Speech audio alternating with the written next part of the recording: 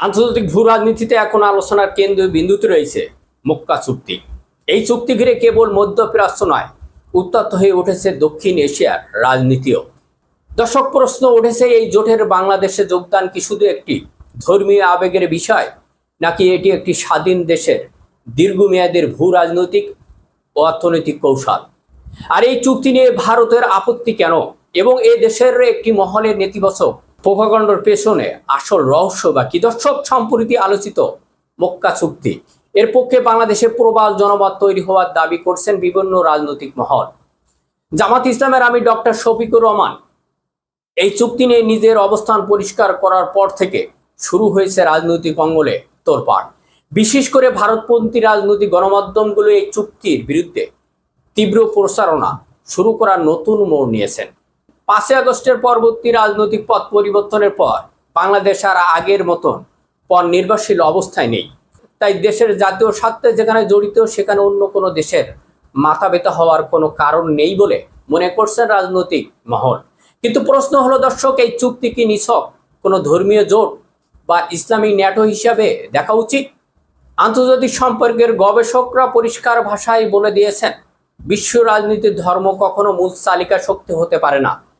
দিন শেষে সব দেশের পররাষ্ট্রনীতি পরিচালিত হয় নিজ নিজ স্বার্থের ভিত্তিতে। ইতিহাস সাক্ষী, যে কোনো পরাশক্তি বা তাদের ভূ রাজনৈতিক বা কলাকৌশল সুবিধার জন্য অতীতে যাদের জঙ্গি বা সন্ত্রাস হিসাবে চিহ্নিত করেছে, প্রয়োজনে তাদের বুকে টেনে নিয়েছে। আমেরিকা কিংবা অন্য কোনো পশ্চিমা শক্তি হোক, কিংবা সৌদি আরব ও পাকিস্তানের মতন প্রভাবশালী দেশগুলো, কেউ ধর্মীয় অনুভূতির ভিত্তিতে তাদের বৈদেশিক নীতি নির্ধারণ করে না। এমনকি সৌদি আরবের মতন দেশের কঠোর ইসলামিক আইন কার্যকর থাকা সত্ত্বেও পশ্চিমা বিশ্বের সাথে তাদের ঘনিষ্ঠ কৌশলগত সম্পর্ক রয়েছে। ঠিক তেমনি তুরস্ক সৌদি আরবের দ্বিপাক্ষিক সম্পর্কের দূরত্ব বা অতীতে ইরানকে নিয়ে দৃষ্টিভঙ্গি বদল প্রমাণ করেছে আন্তর্জাতিক অঙ্গনে শেষ কথা বলে কেবল স্বার্থ। অতএব মক্কা চুক্তি কোনো ধর্মীয় চশমা দিয়ে দেখার সুযোগ নেই দর্শক। এটি ভূ রাজনৈতিক প্ল্যাটফর্ম, যা মধ্যপ্রাচ্য এর বাইরেও শক্তির ভারসাম্য বদলে দিতে পারে। এদিকে বাংলাদেশের একটি বিশেষ মহল, যাদেরকে আন্তর্জাতিক বিশেষজ্ঞরা ভারতপন্থী লবিং হিসাবে চিহ্নিত করে থাকেন, তারা প্রথম আলো, ডেইলি স্টারের মতন প্রভাবশালী গণমাধ্যমগুলোর মাধ্যমে এই চুক্তির বিরুদ্ধে পরিকল্পিত প্রোপাগান্ডা চালিয়ে যাচ্ছে। তাদের দাবি, এই চুক্তির অংশ নেওয়া বাংলাদেশের জাতীয় স্বার্থ পরিপন্থী এবং এটি মার্কিন প্রেসিডেন্ট ডোনাল্ড ট্রাম্পের কোনো গোপন ফর্মুলা। কিন্তু আসল সত্যটা কোথায়? এই মক্কা চুক্তি ভারতকে এক দীর্ঘমেয়াদী এবং কঠিন ভূ রাজনৈতিক বিকায়দায় ফেলতে পারে।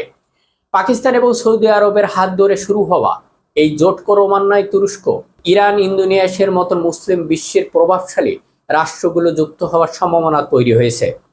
আর ঠিক এই কারণেই ভারতের নীতি নির্ধারক মহল এবং তাদের এজেন্টদের ঘুম হারাম হয়ে গেছে। ভারতের পররাষ্ট্র সচিব রণধীর পর্যন্ত প্রকাশ করেছে যে বাংলাদেশ আবার এই চুক্তি যোগ দিচ্ছে কিনা তাই তারা পর্যবেক্ষণ করছে। জামাতের আমির ডক্টর শফিকুর রহমানের ভেরিফাই ফেসবুক পেজে অত্যন্ত স্পষ্ট এবং একটি বার্তা দিয়েছেন। তিনি লিখেছেন, মক্কা প্যাকেট যোগদান বাংলাদেশ একান্ত নিজস্ব বিষয়।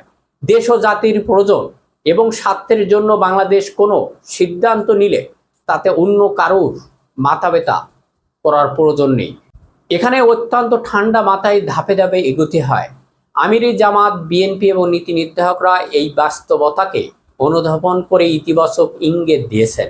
সবচেয়ে বড় কথা হলো দর্শক, এই চুক্তি নিয়ে এখন দেশের ভিতরে কেবল একটি দলের মধ্যেই সীমাবদ্ধ নেই দর্শক। বিএনপির পররাষ্ট্র বিষয়ক দায়িত্বপ্রাপ্তরা এবং সরকারের বিভিন্ন পর্যায় থেকেও ইতিবাচক মনোভাব প্রকাশ করা হচ্ছে। পাশাপাশি দেশের খ্যাতিমান শিক্ষাবিদ যেমন জগন্নাথ বিশ্ববিদ্যালয়ের অধ্যাপক মোহাম্মদ বিল্লাল হোসাইন সহ বিশিষ্ট জনেরাও জোরালোভাবে তুলে ধরেছেন যে কেন ভারতের মাথা ব্যথা, কেন বাংলাদেশের জাতীয় স্বার্থের এই জোটে যুক্ত হওয়া উচিত।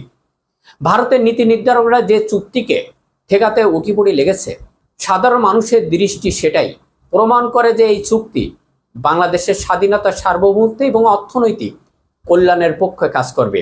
বিএনপি, জামাত এবং দেশের জনগণের ইতিবাচক মানসিকতা ইঙ্গিত দিচ্ছে যে সকল রাজনৈতিক মতপার্থক্য ছাপিয়ে জাতির স্বার্থে, দেশের স্বার্থে, বাংলাদেশের স্বার্থে একটি শক্তিশালী অবস্থান হয়ে দাঁড়িয়েছেন বর্তমান।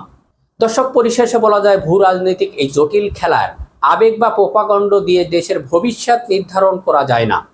স্বাধীন পররাষ্ট্রনীতি এবং জাতির বৃহত্তে নিরাপত্তার স্বার্থে বাংলাদেশ তার সঠিক পদক্ষেপটাই নেবে, এমনটাই প্রত্যাশা করেছেন দেশবাসী।